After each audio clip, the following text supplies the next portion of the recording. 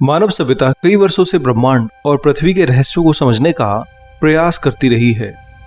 उसके इस प्रयास ने बहुत कुछ बदल दिया है। जहां हम 100 साल पहले चंद्रमा और मंगल ग्रह पर जाने की कल्पना करते थे, हम इन पर अपने इंसान और रोवर्स को भेज चुके हैं। जेम्स वेब और हबल टेलीस्कोप की मदद से भी हमने ब्रह्मांड की हजारों गैलेक्सीज और कई तारे देखे हैं और उन पर रिसर्च की है। पर इतना करने पर भी हम ब्रह्मांड का 0.000000001% भी आज तक नहीं जान सके हैं। यहाँ दिखाई दे रहे ऑब्जेक्ट्स को तो हम शक्तिशाली टेलीस्कोप के जरिए ऑब्जर्व कर सकते हैं, पर ब्रह्मांड में कई ऐसी चीजें हैं जो दिखाई भी नहीं देती हैं, पर इतनी ताकतवर हैं कि पूरे ब्रह्मांड को बदल कर रख सकती हैं। हम इन्हें देख नहीं सकते हैं और ना ही महसूस कर सकते हैं। बस किसी खास कंडीशन पर ही हमें इनका पता चलता है। ये कंडीशन भी इतनी खतरनाक होती है कि आप कल्पना भी नहीं कर सकते हो। यहाँ ऐसी ऐसी ना दिखाई देने वाली चीजें हैं जो किसी भी चीज से टकराएं तो उसे तुरंत ही खत्म कर देती हैं। इन्हें आज तक हम डायरेक्टली कभी ऑब्जर्व नहीं कर पाए हैं। अगर कर लें तो जो साइंस आप पढ़ते हैं वो पूरी तरह ही बदल जाए। तो आखिर ये क्या हैं? क्या इन्हें किसी भी तरह देखा जा सकता है? क्या मानव जाति कभी इनके बारे में पूरी तरह जान पाएगी? और अगर जान गई तो क्या होगा? क्या पूरी साइंस बदल जाएगी या फिर हम यूनिवर्स को पूरी तरह समझ जाएंगे? तो चलिए तैयार हो जाइए मेरे साथ एक और रहस्यमय वीडियो के लिए, जिसमें आप पहली बार ब्रह्मांड के उन पदार्थों यानी चीजों के बारे में जानोगे जो आज तक मानव जाति को परेशान कर रही हैं और होते हुए भी किसी भी तरह दिखाई नहीं पड़ती हैं। तो चलिए अपनी ये यात्रा शुरू करते हैं। आज से 8 साल पहले वैज्ञानिकों ने पहली बार इंटरनेशनल स्पेस स्टेशन में लगे अपने अल्फा मैग्नेटिक स्पेक्ट्रोमीटर से विचित्र पार्टिकल्स डिटेक्ट किए थे। ये पार्टिकल एकदम इलेक्ट्रॉन, प्रोटॉन और न्यूट्रॉन की तरह ही थे, बस इनका चार्ज एकदम अलग था। इस कारण इन्हें एंटी इलेक्ट्रॉन यानी पॉजिट्रॉन, एंटी प्रोटॉन और एंटी न्यूट्रॉन कहा जाने लगा। हमारे ब्रह्मांड में हर पार्टिकल यानी हर कण का एक विपरीत और कहीं तो अपोजिट पार्टिकल होता है, जिनका मास और स्पिन तो एक जैसा ही होता है पर चार्ज एकदम उल्टा। इन्हें एंटी पार्टिकल कहा जाता है और इन पार्टिकल से मिलकर के जो मैटर यानी पदार्थ बनता है उसे एंटी मैटर कहा जाता है। एंटी मैटर भी सेम मैटर की तरह ही होता है और इसके एलिमेंट भी लगभग सेम ही कॉन्फ़िगरेशन में बने होते हैं।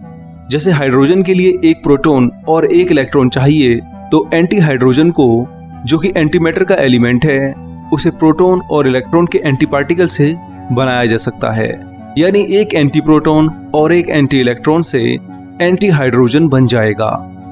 अगर आप हाइड्रोजन एटम को देखें तो इसके न्यूक्लियाई में केवल एक ही प्रोटॉन है और एक इलेक्ट्रॉन इसके न्यूक्लियाई की परिक्रमा करता है। एक प्रोटॉन होने के कारण इसे हाइड्रोजन बन भी बोलते हैं। वहीं अगर इसी हाइड्रोजन एटम के न्यूक्लियाई में एक प्रोटॉन के साथ साथ एक न्यूट्रॉन और जुड़ जाए तो यह हाइड्रोजन 2 बन जाएगा। और अगर इसकी जगह एंटी पार्टिकल्स हों जैसे कि एंटी प्रोटॉन और एंटी न्यूट्रॉन, तो यही एलिमेंट एंटी हाइड्रोजन 2 बन जाएगा। ऐसे ही 10 एंटी हीलियम न्यूक्लियाई 8 साल पहले स्पेस स्टेशन में लगे एक पार्टिकल डिटेक्टर ने डिटेक्ट किए थे। इन 10 एंटी हीलियम न्यूक्लियाई में हीलियम 3 और हीलियम 4 के पेयर देखे गए हैं। यानी कुछ न्यूक्लियाई में 2 एंटी प्रोटॉन और एक एंटी न्यूट्रॉन है तो वो एंटी हीलियम 3 है, और अगर किसी न्यूक्लियाई में 2 एंटी न्यूट्रॉन और 2 एंटी प्रोटॉन हैं तो वह एंटी हीलियम 4 है। एंटी हीलियम 4 सबसे स्टेबल है, जिसे हम एंटी हीलियम भी कह सकते हैं, यानी हीलियम का एंटी मैटर काउंटर पार्ट। यह पहली बार था कि हमें ब्रह्मांड में एंटी मैटर मिले हों। पर क्या आपने सोचा है कि आखिर वैज्ञानिकों को पता कैसे चला कि ये एंटी मैटर न्यूक्लियाई हैं? ये साधारण मैटर यानी प्रोटॉन और न्यूट्रॉन भी तो हो सकते हैं, या फिर कोई ऐसा पार्टिकल जो कि आज तक हमारी फिजिक्स भी ना पकड़ सकी हो। तो आखिर किस इंस्ट्रूमेंट के दम पर नासा इसे एंटी मैटर कह रहा है और कैसे इसे डिटेक्ट किया जाता है? आइए इसे भी जल्दी से जान लेते हैं, जो कि बहुत इंटरेस्टिंग होने वाला है।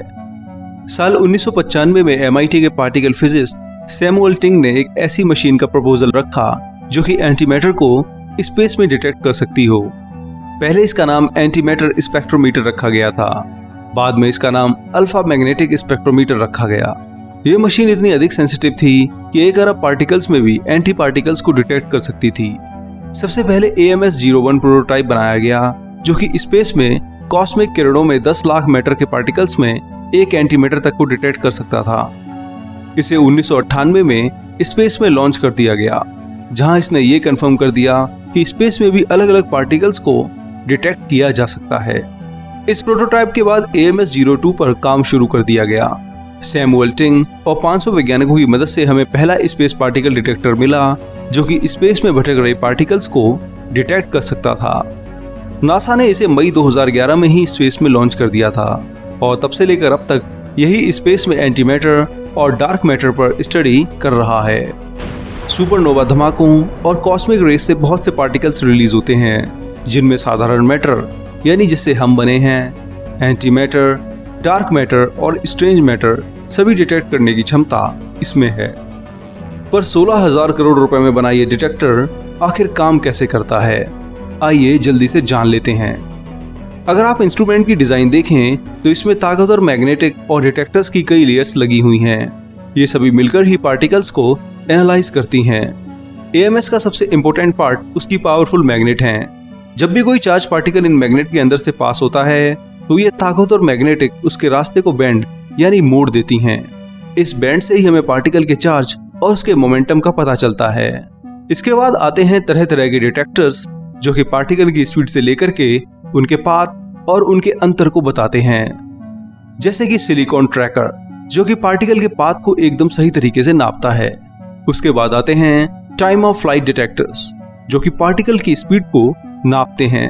फिर आते हैं ट्रांजिशन रेडिएशन डिटेक्टर, जो कि इलेक्ट्रॉन और हैवी पार्टिकल्स जैसे प्रोटॉन और न्यूट्रॉन को पहचानते हैं। उसके बाद आता है RICH डिटेक्टर, जो कि पार्टिकल की पहचान उसकी लाइट से करता है कि ये पार्टिकल कौन सा पार्टिकल है।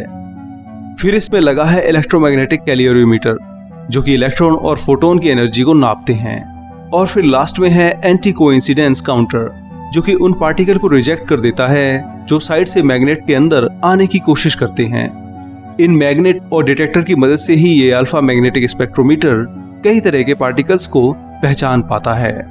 पार्टिकल के टाइप, उसके चार्ज, उसके मोमेंटम और उसकी एनर्जी का एक डेटा बनता है। फिर इस डेटा में अगर कोई अजीब सी चीज निकल कर आती है या फिर किसी अनएक्सपेक्टेड पार्टिकल के सिग्नेचर मिलते हैं तो वैज्ञानिकों को लगता है कि एंटीमैटर या फिर डार्क मैटर के पार्टिकल्स हैं, जो कि साधारण पार्टिकल से बेहद ही विचित्र हैं। हम इसके जरिए ये तो पता कर लेते हैं कि कितने पार्टिकल हमें बेहद विचित्र मिले हैं, पर उन्हें कंफर्म करने के लिए अभी भी हमें बहुत कुछ करना होगा, क्योंकि इसी कारण से आज से 8 साल पहले डिटेक्ट हुए 10 विचित्र पार्टिकल, जो कि एंटी हीलियम ही लग रहे हैं, फिलहाल अभी पूरी तरह कंफर्म नहीं है। पर अगर ये कंफर्म हो गए तो पूरी साइंस ही बदल जाएगी। पार्टिकल्स का स्टैंडर्ड मॉडल भी हमें पूरी तरह बदलना पड़ेगा और अपनी दुनिया से अलग ही मैटर की बात हमें करनी पड़ेगी। खैर, ये तो थी स्पेस की बात कि कैसे हम AMS की मदद से एंटीमैटर को खोज रहे हैं, पर क्या हम इन्हें पृथ्वी पर बना सकते हैं? क्या ये पॉसिबल है? और अगर है तो क्या इस मैटर को स्टोर भी किया जा सकता है? आइए जानते हैं। तो एंटीमैटर को बनाने के लिए आपको पार्टिकल एक्सेलरेटर चाहिए, यानी वो मशीन जिसमें आप कई सब एटॉमिक पार्टिकल्स को हाई स्पीड पर टकरा करके कई तरह के पार्टिकल्स के साथ साथ एंटी पार्टिकल भी बना सकते हो। ये एंटी पार्टिकल हालांकि बेहद ही कम मात्रा में आपको मिलेंगे, क्योंकि इन्हें बनाने के लिए आपको बेहद ही हाई एनर्जी चाहिए। सर्न में लगा लार्ज हैड्रोन कोलाइडर इसी तरह का पार्टिकल एक्सेलरेटर है, जिसमें लाइट स्पीड के करीब पार्टिकल्स की टक्कर होती है और फिर देखा जाता है कि कौन कौन से विचित्र पार्टिकल बन रहे हैं।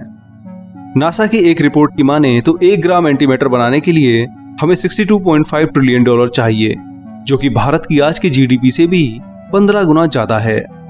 और अगर इसे हमने बना भी लिया तो इसे स्टोर करना हमारे लिए सबसे बड़ी चुनौती होगी। एंटीमैटर जैसे ही मैटर के कांटेक्ट में आता है तो तुरंत ही ये एक दूसरे को खत्म कर देते हैं। इसे एनिहिलेशन कहा जाता है। इस टक्कर में बहुत एनर्जी रिलीज होती है। अगर 1 ग्राम एंटीमैटर हमने बना लिया और वह किसी भी तरह से मैटर के कांटेक्ट में आ गया तो इस चक्कर से इतनी एनर्जी रिलीज होगी जिसकी आप कल्पना भी नहीं कर सकते हो। हिरोशिमा पर गिराए गए एटम बम से 3000 गुना एनर्जी आपको केवल 1 ग्राम एंटीमैटर से ही मिल सकती है। तो सोचिए, अगर ये कुछ किलोग्राम मिल जाए तो क्या होगा। फिलहाल तो हमें केवल कुछ एंटी पार्टिकल्स ही मिले हैं जिसे AMS ने स्पेस में डिटेक्ट किया है। नासा मानता है कि ये पार्टिकल डार्क मैटर से बने विशालकाय ऑब्जेक्ट से रिलीज हुए हैं। इन ऑब्जेक्ट्स को कॉस्मिक फायरवॉल कहा जाता है। असल में ये अंतरिक्ष में बने हुए वो रीजन होते हैं जहां भारी मात्रा में डार्क मैटर इकट्ठा हो गया हो और वो रीजन इतना एनर्जेटिक हो कि लाइट स्पीड से लगातार एंटी पार्टिकल्स और डार्क मैटर रिलीज कर रहा हो। यहाँ से रिलीज हुए एंटी पार्टिकल्स सीधे लगातार स्पेस में भटकते हुए पृथ्वी के पास आते हैं, जिन्हें इंटरनेशनल स्पेस स्टेशन में लगा AMS-02 डिटेक्ट करता है। एंटी मैटर को हम फिर भी समझ सकते हैं, पर डार्क मैटर आज भी हमारे लिए रहस्यमयी है। पूरा ब्रह्मांड जो आपको दिखाई देता है उसमें केवल 5% ही ऑर्डिनरी मैटर यानी वो मैटर है जो हमें दिखाई देता है और जिसे हम और हमारा ग्रह और तारा बना है। 27% डार्क मैटर है और 68% करीब डार्क एनर्जी इस यूनिवर्स में है। अगर पूरे ब्रह्मांड में मैटर की बात करें तो 86% मैटर डार्क मैटर है और वहीं केवल कुछ 14% मैटर ही ऑर्डिनरी मैटर यानी साधारण मैटर है। यानी यूनिवर्स के हर 1 ग्राम मैटर में 6 ग्राम मैटर डार्क मैटर है, पर यह लाइट से कभी इंटरेक्ट नहीं होता है, इसलिए आज तक देखा नहीं गया है। केवल ग्रेविटी के कारण ही इसकी प्रेजेंस का पता लग सका है। हालांकि हम एंटी मैटर के बारे में जानते हैं कि ये किस पार्टिकल से बना है, पर डार्क मैटर किससे बना है आज तक कोई नहीं जान सका है। किसी भी डिटेक्टर से भी इनके पार्टिकल डिटेक्ट नहीं होते हैं। पूरी साइंस में ये सबसे रहस्यमयी चीज है, जिसके होते हुए भी हम इसके बारे में कुछ भी नहीं जानते हैं। हालांकि वैज्ञानिक मानते हैं कि डार्क मैटर शायद उन पार्टिकल से बना हो जो सबसे पहले ब्रह्मांड में बने थे, पर यह केवल थ्योरी ही है। अभी तक किसी भी तरह का कोई भी एविडेंस हमें नहीं मिला है। पर एंटी मैटर और डार्क मैटर ही यूनिवर्स में सबसे रहस्यमयी हैं, तो ऐसा भी नहीं है। स्ट्रेंज मैटर और एक्सोटिक मैटर भी वैज्ञानिकों को परेशान करते हैं। हालांकि ये सब क्या है और किस तरह काम करते हैं, इन पर मैं पहले ही वीडियो बना चुका हूँ, जिसका लिंक मैं आपको डिस्क्रिप्शन में दे दूंगा। आप वहां जाकर इनके बारे में भी जान सकते हैं। फिलहाल दोस्तों इस वीडियो में इतना ही। यह हमने एंटी हीलियम न्यूक्लियाई और अल्फा पार्टिकल स्पेक्ट्रोमीटर की बात की है कि कैसे स्पेस में ये एंटी पार्टिकल्स को डिटेक्ट करता है और किस तरह 8 साल पहले खोजे गए 10 एंटी हीलियम न्यूक्लियाई पूरी फिजिक्स को बदल सकते हैं। अगर ये कंफर्म हो जाए कि एंटी मैटर पार्टिकल्स ही हैं, तो साइंस में एक नया चैप्टर और जुड़ जाएगा और कई नई थ्योरी भी जन्म लेंगी। पर यह सब कैसे होगा, ये हमें भविष्य पर छोड़ देना चाहिए। दोस्तों अगर आपको ये वीडियो और मेरी मेहनत अच्छी लगी है तो वीडियो पर खुलकर कमेंट कीजिए और इसे शेयर भी कीजिए। इसके साथ साथ साइंस की अधिक जानकारी के लिए और करीब से समझने के लिए हमारी वेबसाइट विज्ञानम.com पर भी जरूर जाइए। साइंस चैनल को सब्सक्राइब कीजिए और बेल आइकन भी प्रेस कीजिए। अब मैं आप लोगों से मिलूंगा अगले हफ्ते एक और मजेदार साइंस वीडियो के साथ। तब तक के लिए नमस्कार, जय हिंद, आपका दोस्त शिवम।